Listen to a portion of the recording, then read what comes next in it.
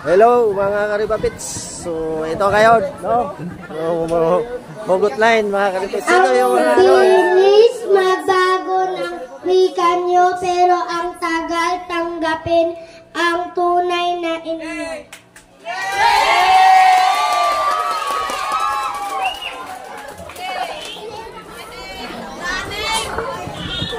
Ang ating ikalawang kalahok ay nanggaling sa ikalawang baitang.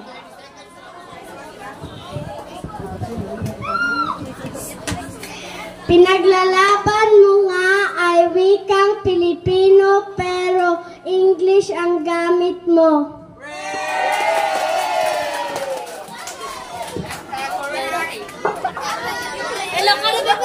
Ang ating pangatlong kalahok ay nanggaling sa ikawalong baitang. Ikatatlong baitang.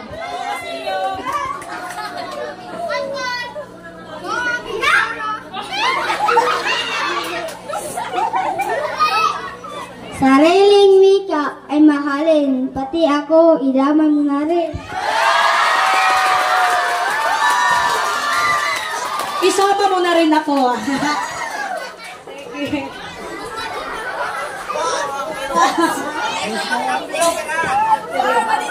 Okay.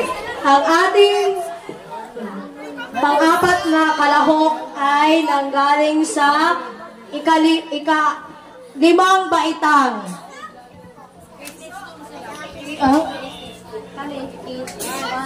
Okay. Ngayon, case stage 2 na tayo. Ang ating unang kalahok ay nanggaling sa ika-limang baitang.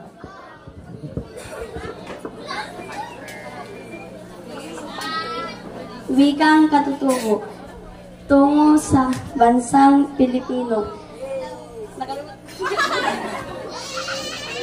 Wikang katutubo tungo sa isang bansang Pilipino. Parang pagmamahal ko sa iyo patungo sa...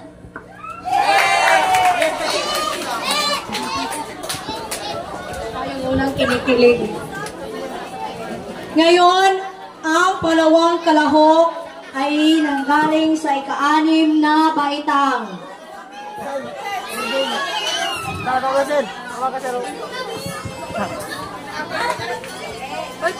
Ma'am, wika ka ba? Kasi kung sa pag-ibig, ikaw ang better. Pero sa wika tayo may forever.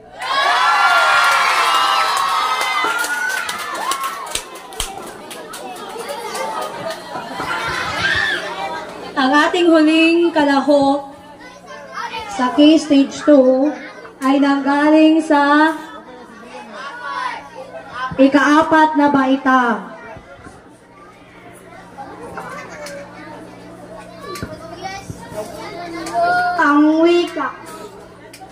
Ang wika ay hindi mabubuo pag hindi ginamit ito.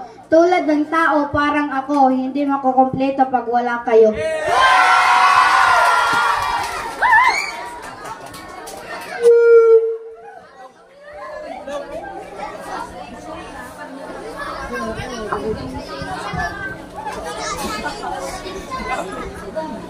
Ngayon, tunghayan naman natin ang mga kalahok sa key stage 3. Unang kalahok ay walang iba kundi nanggaling sa ika-siyam na baitang. Sana wikang Pilipino na lang ako para pahalagahan mo rin tulad ang isang tulad ko.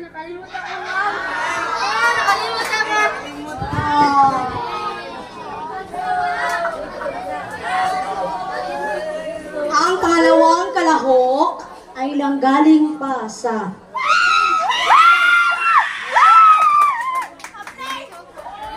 labing-dalawang. Magandang umaga, kabataan. Ako nga pala si Binibining Maria Clara Estebanes Adjola.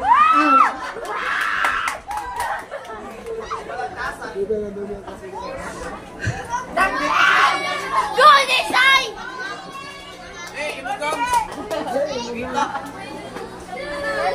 Wika ba kayo? Bakit?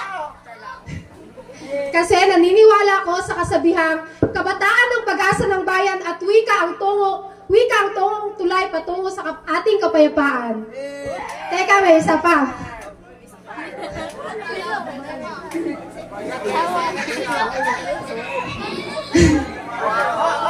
Wika ay parang pag-ibig. Bakit? Kasi, wika ay parang pag-ibig. Bakit? Kasi, kung mas pahalagahan, ay mas lalong matatamis ang usapan. Go, Dixie!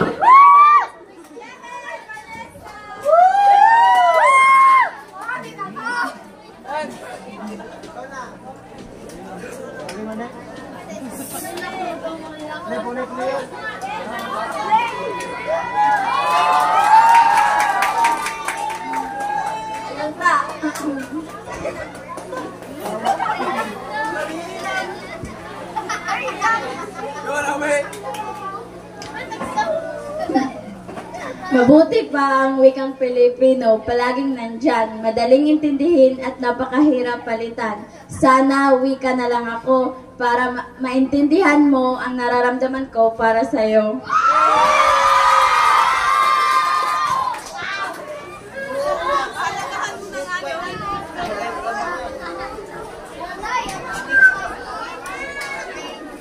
Ngayon, ang ika-4 na kalahok ay nanggaling sa ika-7 baitang.